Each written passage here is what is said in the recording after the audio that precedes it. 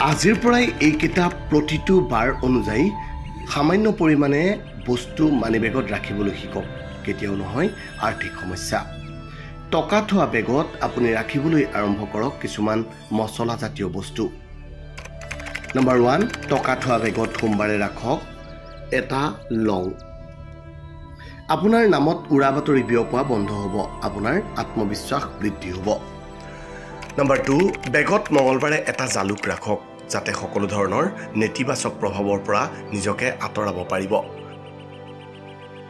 Number 3, বুধবাৰে বেগত এটুকুৰা ডালচেনি ৰাখক, ই আপোনাৰ সন্মুখত নতুন নতুন সুযোগ সৃষ্টি কৰিব।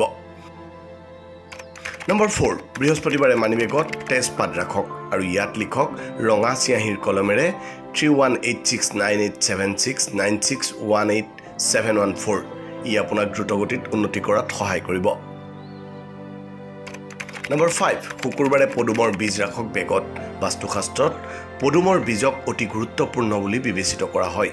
পদুমৰ বীজত মা লক্ষ্মী সহজেই সন্তুষ্ট হয়। এই পদুমৰ বীজ মানিবেগত ৰাখিলে কেতিয়াও নহয় আৰ্থিক সংকট।